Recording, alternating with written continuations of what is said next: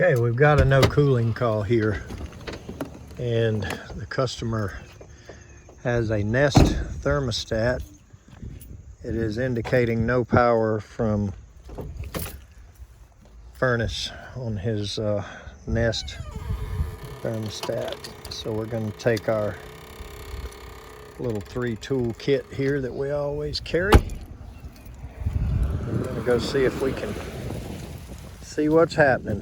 I'm going to guess float switch knocked it out, or something simple. But let's see if we can get them fixed.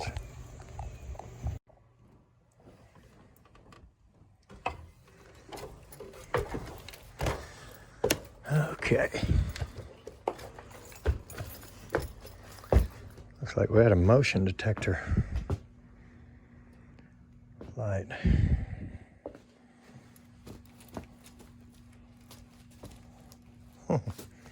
Hope that pile of cardboard's got wood under it. All right. See, one pan is dry.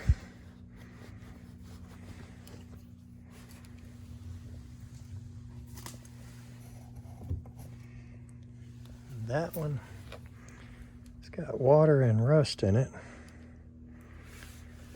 It's nowhere near full enough to hit a float switch. Okay, so what's worse here is you can see the primary is tied to the higher drain. This is the lower drain, and they've got the primary tied to the secondary drain, to the overflow. So it's had to leak out into the pan, down this pipe, and out to drain for the last, this was put in 2017 is what the customer says. So this is tied to the wrong fitting, and that's just plain as day. I mean, this needs to be tied to the lower drain outlet, and that's your primary. Well, this is the secondary drain off of the overflow pan. So what's worse is it's tied in to the primary, so if the primary clogs, then they're both clogged. And, it should at least have a float switch in it, but it doesn't. Let's open the furnace and get a look.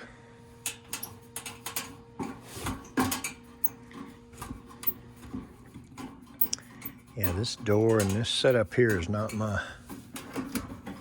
favorite Carrier product. A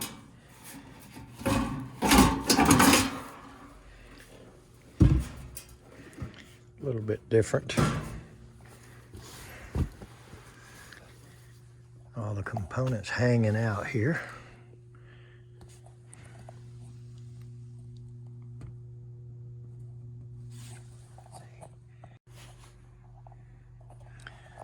Okay, continuous on.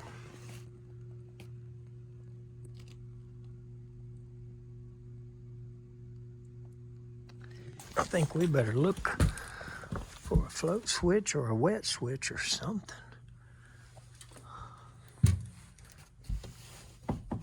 The heck is that? A brick all cocked in there sideways. So this thing must have had a slab coil before, and it's got that pan piped out. Maybe they changed it. Yeah. Put this case coil in and just added another pan.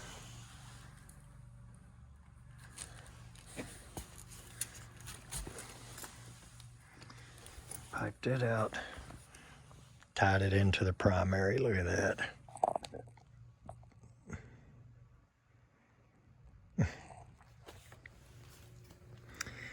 Why do people do the things they do?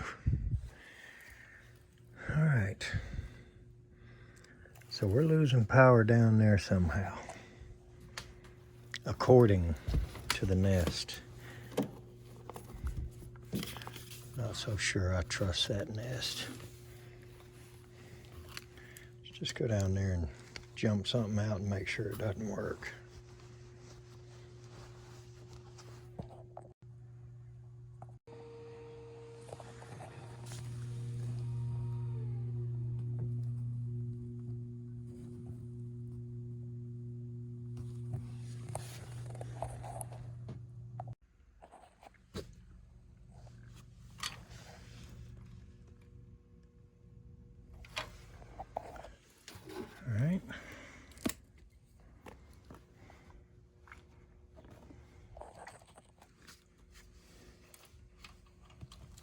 Somewhere there's a fuse.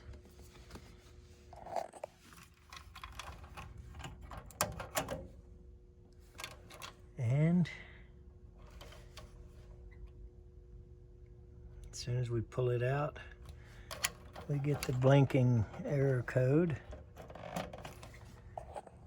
that fuse is good. I wonder if we got a wire problem or a problem with the nest or something, but let's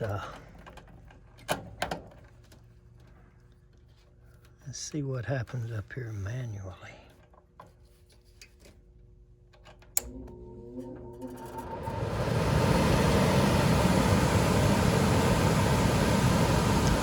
Fan works. So we got power on the board. So we're going to have to check into the wiring and or the thermostat itself. All right. So looking here, low voltage wires coming out of the furnace. That goes straight to the thermostat. Here's the 2-wire. Straight out with the line set. So there's no type of shutoff protection concerning the condensate system. No big deal, other than the fact that this pan that is now the primary pan they use is piped into the primary drain. So in the event that this drain clogs down on the elbow under the house where it usually does, this will just continue to overflow and hit the ceiling.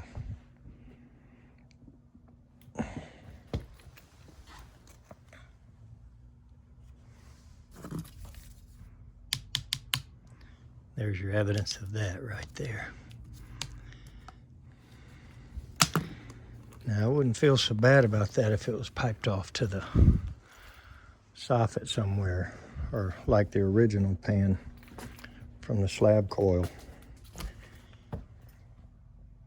See, it goes outside, so it would at least have a chance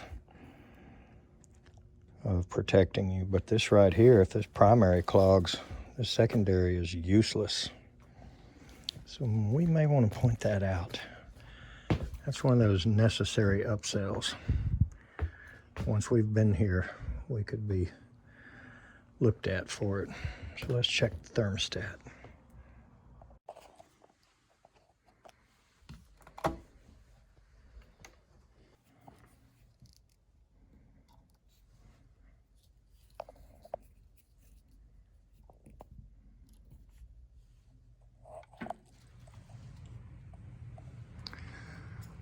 Yep, heard the filter draw in.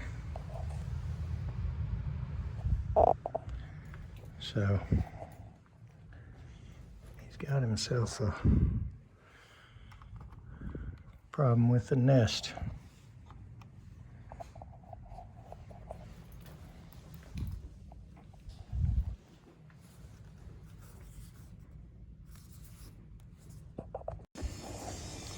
Okay, so that customer is not happy with the results from the original install, and he's going to talk to them. They were a decent company, so maybe they're going to, you know,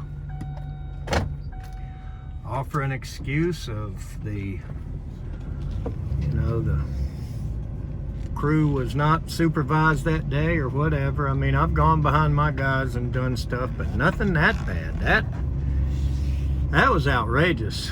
The primary drain is not even hooked to the primary outlet, and the secondary drain is tied into the primary pipe and there's no float switch. So when you add those three things together, boy, you're just asking for it, in my opinion. So I gave him a price for us to fix it. Now, of course, we would replace the pan, turn it the other way, connect the original secondary pipe to it, and add a float switch.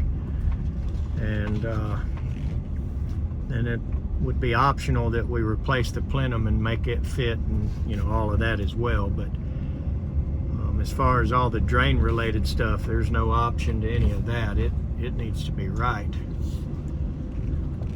so that the house is protected. But nonetheless, he's going to figure out what he wants to do, and one of us is going to fix it. So we'll do a follow-up video if we make that repair. Let's go to the next one.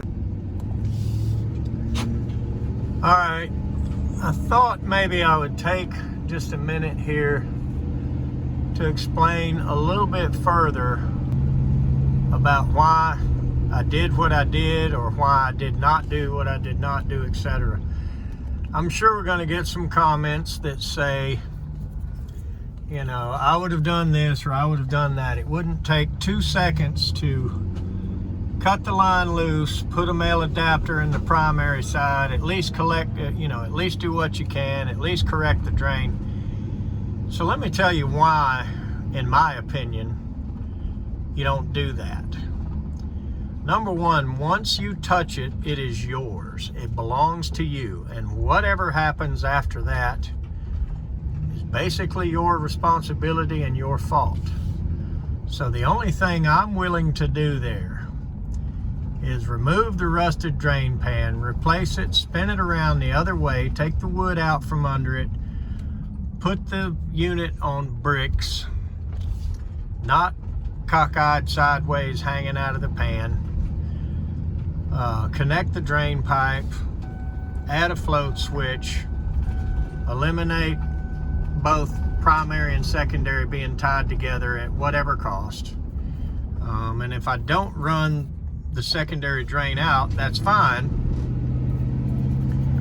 but it needs to be capped off and have a float switch in it, and it needs to be protected. So if all I did was a couple of quick things and didn't do all that, and let's say they didn't have us back for a year or a month or whatever, and we call and they say, oh, well, it's fine right now, we'll get back to it. I mean, you can't put mechanical control in the hands of the homeowner after you have assumed liability. Now, if you haven't worked on it yet and you haven't touched it, you have not assumed any liability. And, you know, the homeowner's decisions or whatever is not going to affect you, and you're not going to end up being held for something that you don't deserve. But if I did one or two things in there and something happened later, then I'm the last one that worked on it. So instead, I put my disclaimers out and I gave a proposal, and they'll probably end up having us do it, but if not, the original installer may come back and they may give them my name, and they'll know who I am, and they'll know that they got busted and they need to correct everything. And if they don't, you know, the customer will have me come back and do it. And I don't know that that amount of money is worth litigation or whatever, but maybe he'll try to get them to pay for it. I really couldn't tell you. But what I do know is, as a company owner, you have got to protect yourself from assuming liability, and that's what I did. So that's why I didn't do anything, and I'm only willing to do everything, not just a little bit. Now, there are cases that are different than that. You know, if that pan wouldn't have so much rust in the bottom of it, and would have been facing the right way, and would have had bricks in it instead of wood, and wouldn't have been all cockeyed in there, that would be different. In my opinion, that pan's not big enough. The plenum deal, now that could be optional. I just don't think any of that's going to work right until it's all done at the same time correctly. That, you know, that cap and flap deal on that plenum could cause it to have a little improper turbulence going on in there and possibly blow water out. But nonetheless, at this point, what it's been doing is draining out of the secondary into the pan and down the secondary pipe, as you saw. And when I touch it, it'll all get corrected, or either I'm not going to touch it at all. So anyway, I just wanted to clear that up before some of the armchair heroes get in there and say, well, you could have at least done that, or I would have done that. And yeah, you open yourself up to liability for all of it at that point. So if you got any comments about that, good, bad, ugly, I don't care. I will read them all. I can't say that I'll allow all of them to be published. I don't mind criticism as long as there's not any foul language or personal attacks involved in the criticism. I will publish the comment and let everybody see it. All right, guys, appreciate you watching. Just thought I'd straighten out a couple things ahead of time there.